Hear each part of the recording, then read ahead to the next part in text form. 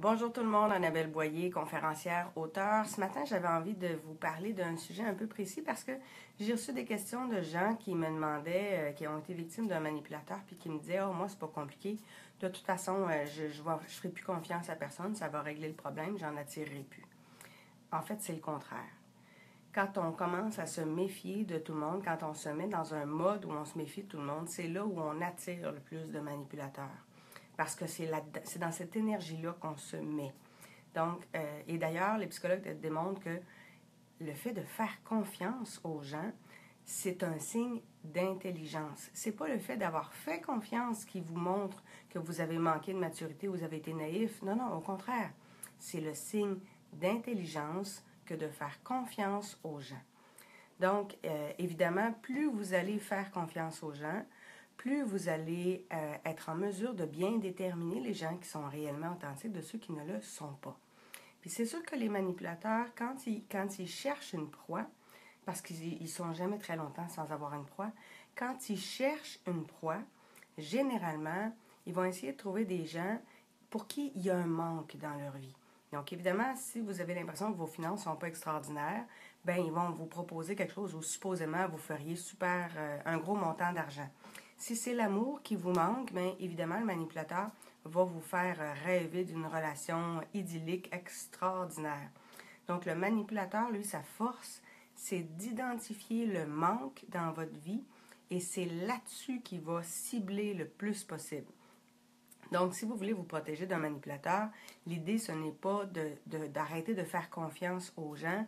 L'idée, c'est pas d'arrêter de voir des gens. L'idée, c'est de vous épanouir le plus possible. Parce que plus vous allez être épanoui, plus ça va être extrêmement difficile pour un manipulateur de vous contrôler, de vous dominer. Parce que le manipulateur, sa plus grande force, c'est de trouver votre faille, de jouer avec elle, et d'aller jouer dans vos émotions parce que la minute qu'il réussit à trouver une émotion négative qui est présente chez vous, et on en a tous, à partir de là, il va jouer avec pour que vous vous sentiez envahi émotivement. Donc, si vous avez l'impression que vous ne vivez pas la relation amoureuse que vous recherchez, si vous avez l'impression que votre conjoint ou votre conjointe ne vous comprend pas, vous appuyez pas dans vos nouveaux projets, essayez toujours de vous ralentir dans votre développement, bien évidemment, il va aller jouer exactement là-dessus parce qu'il va utiliser votre propre état pour réussir tranquillement à vous emmener sur son terrain. Et il va alimenter votre insatisfaction, votre frustration par rapport à une autre situation et il va s'assurer, lui, de vous offrir quelque chose de complètement différent qui répond à vos besoins. Donc, plus vous allez vous épanouir, moins vous allez être attirant pour un manipulateur.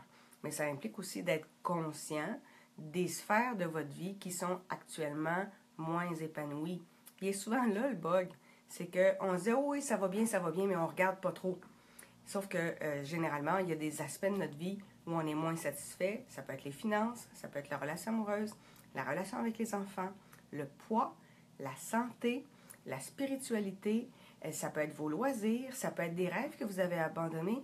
Peut-être que vous avez toujours rêvé de voyager puis vous ne l'avez pas fait. Peut-être que vous vouliez apprendre des langues et vous ne l'avez pas fait. Peut-être que vous auriez aimé vous lancer en affaires et vous ne l'avez pas fait. Peut-être que vous n'êtes pas dans le poste que vous vouliez puis vous êtes stagné là parce que vous avez un fonds de pension qui s'en vient, parce que vous avez quand même des conditions de travail intéressantes, parce que vous ne vous sentez pas le courage de vous lancer en affaires.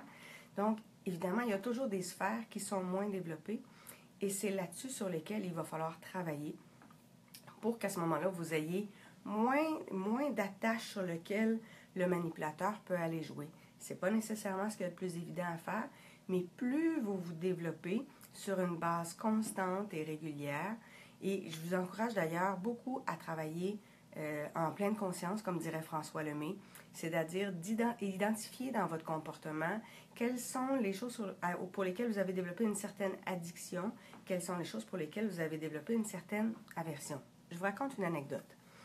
Il y a quelques années, quand mes affaires étaient plus démarrantes, puis que je me disais, oh, c'est pas tout à fait ça que je voudrais avoir plus de revenus, je voudrais avoir plus de visibilité, plus de conférences. Là, je me suis demandé si je devais faire partie d'un groupe de conférenciers. Fait que la minute que j'ai eu cette idée-là, évidemment, est arrivé un monsieur que je ne connaissais pas du tout, qui avait un bureau de conférencier. Il est allé voir mon site Internet, il est allé voir mes capsules, il me trouvait donc extraordinaire. Donc, il a demandé à me rencontrer. Et quand je suis allée le rencontrer, moi, je m'attends à un bureau, pas pantoute. La rencontre, c'est dans un condo à Montréal, chez lui. Fait que je peux pas dire que je suis super à l'aise. Et très rapidement, il essaie de prendre le contrôle de la situation en me disant « Bon, je veux que tu fasses un petit 5 minutes de ta conférence seul devant moi. Je sais que c'est intimidant, mais je vais voir ce que ça donne. » Puis là, il me regarde. Puis, ah oui, mais il y a des choses qu'on pourrait améliorer. Mais ça paraît que tu en as déjà fait. Fait que, au lieu d'avoir bien des heures de coaching, toi, on pourrait réduire ça. Fait qu'on pourrait réduire à quelque chose avec quelques heures. Donc, je pourrais te faire ça. Puis la semaine prochaine, je rencontre des super clients. Il va y avoir 600 personnes dans la salle. Ça va vraiment être génial. Je pourrais te faire une courte vidéo. Vraiment, là, quelque chose de pas cher. 600 $. Tu aurais ta vidéo professionnelle avec notre logo. Puis pour ton coaching, on peut l'étaler un peu, mais tu sais, je te réduirais de la moitié du coaching. Fait que toi, tu l'aurais juste pour 3 000 $, puis on serait en business avec ça. Fait qu'il voulait que j'embarque dans son bureau de conférencier en payant 600 $ plus 3 000 $. Puis là, j'ai pas de revenus encore. Puis il voulait garder évidemment 30 % de mes revenus sur les prochaines conférences. Et c'était très, très bousculant comme rencontre. Mais évidemment, il avait identifié le manque, le besoin d'avoir à ce moment-là plus de revenus, le besoin de faire partie d'une communauté, donc d'être entouré, d'avoir des gens qui travaillent avec moi pour me permettre d'avoir une meilleure visibilité. Il avait identifié 2 manques en l'espace de quelques minutes. Mais ce qui était particulier, c'est que moi, quand je suis sortie de là, je me sentais pas bien. Et j'avais dans la tête, est-ce que c'est une opportunité puis j'ai de la misère à voir exactement l'opportunité? Est-ce que c'est ça qui va me lancer beaucoup? Mais de l'autre côté, j'avais l'impression que ma liberté était brimée, puis j'avais l'impression de ne pas pouvoir dire ce que je pouvais penser. Donc, je suis rentrée à la maison mêlée complètement, et j'ai pris le temps de m'asseoir avec mon conjoint et de lui raconter l'ensemble de la conversation. Juste regarder mon corps, c'était déjà très éloquent. Parce que tout le long que je lui en parlais, j'étais agrippée au bras du fauteuil, agrippée à mes propres bras, très, très croisés, très, très fermés, en mode protection. Ça veut dire que mon instinct était en train de me dire « Warning, il y a un problème, t'es pas bien ». Quand le corps le dit qu'on n'est pas bien, généralement, c'est un excellent indice. Puis souvent, on n'y pense pas, mais juste de me regarder, c'était évident. Mais évidemment, le hamster s'est mis à partir. Oui, mais peut-être que j'ai une opportunité que j'ai pas vue. Peut-être que c'est la bonne personne. Peut-être que. Mais je suis synergologue, donc inévitablement, je me suis mis à regarder mon corps. Et là, je me suis dit, non, ça marche pas. Ça peut pas être aussi clair dans mon corps et aussi mêlé dans ma tête. Et c'est là que j'ai compris que j'avais affaire à un manipulateur. Très clairement. Il avait réussi à embrouiller mon esprit parce qu'il avait identifié les 2 manques principaux à ce moment-là dans ma vie. Puis évidemment, un bon manipulateur, son jeu est rodé, là, j'étais pas la première. Donc, j'ai consulté des gens qui avaient déjà fait affaire avec lui. Et là, j'ai eu tout l'envers de la médaille. Donc, j'ai parlé à une autre dame, entre autres, qui avait promis exactement la même chose l'année d'avant. « Oh, il va y avoir 600 personnes dans la salle, tu vas voir. » Il n'était pas 600. Il était 6. 6 clients dans la salle. Fait que c'était pas particulièrement génial. Et j'ai un autre de mes collègues qui, lui, avait signé. Puis le gars, il a décidé qu'il mettait la clé dans la porte. Il fermait son bureau à ce nom-là, puis de se démarrer sous un autre nom. Mais mon collègue, lui, avait un contrat de 3 ans pendant lesquels il devait remettre 30 % de ses conférences à ce responsable-là. J'ai parlé à d'autres gens. J'ai parlé à Alain Sanson, entre autres. J'ai demandé conseil aussi à Patrick Leroux. Évidemment, tout le monde me disait « Non, Annabelle, t'embarques pas là-dedans ». Puis il me décrivait à ce moment-là comment ça fonctionne dans un bureau de conférencier. Et à ce moment-là, bien évidemment, je me suis réorientée. Mais ce monsieur-là était tellement envahissant qu'il m'appelait aux 15 minutes. C'était complètement fou. Il m'appelait, il m'écrivait, il m'appelait sur l'autre téléphone, il m'appelait sur mon cellulaire, tellement que mon conjoint est devenu, l'espace de quelques jours, mon agent. Parce que comme il n'écoutait pas du tout le nom que je mettais, j'ai mis devant moi mon conjoint. Parce que pour mon conjoint, c'est encore plus facile de mettre des limites. Et même si Martin est habitué de mettre des limites très claires, lui-même l'a trouvé très, très difficile d'approche parce que justement, l'autre était très envahissant. Puis il recommençait, puis il faisait des relances, puis il recommençait une autre fois. Donc, même pour Martin, c'était difficile et c'était pas lui. Parce qu'il faut savoir qu'évidemment, c'est toujours plus facile de prendre la défense de quelqu'un d'autre que pour soi. Donc, quand il y a des situations comme ça où quelqu'un essaie de me prendre comme produit vedette, puis essaie d'identifier des manques chez moi, à ce moment-là, je m'assure d'avoir ce que j'appelle dans mon livre des garde-fous.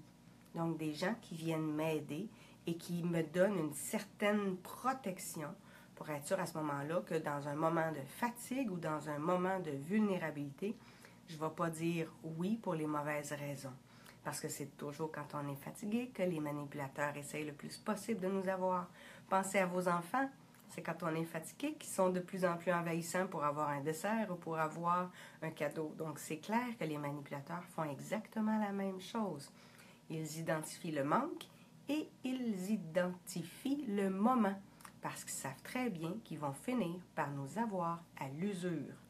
Donc la clé dans tout ça, c'est de se développer le plus possible, de s'épanouir le plus possible. Et je vous invite à être de plus en plus conscient de vos propres mécanismes de défense, à être conscient de ce qui manque actuellement dans votre vie pour être en mesure de travailler là-dessus.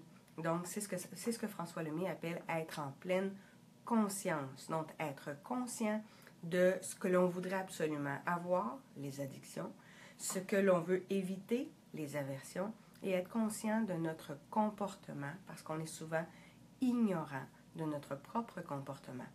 Plus vous allez vous observer, plus à ce moment-là, vous allez pouvoir vous développer. Fait que c'était la petite capsule de ce matin. Et je vous remercie beaucoup. Je vais prendre le temps de regarder chacun de vos commentaires. J'en vois plusieurs passer. Donc, je vais prendre le temps de répondre à tout le monde. Si jamais vous avez des questions, vous pouvez les mettre dans les commentaires en bas. Je vais prendre le temps d'y répondre. Si vous avez d'autres sujets de capsules que vous voudriez avoir comme ça dans un Facebook Live improvisé, bien, indiquez-les-moi juste en bas de la capsule. Puis à ce moment-là, je vais m'assurer de vous revenir le plus rapidement possible. Merci beaucoup. Bon matin.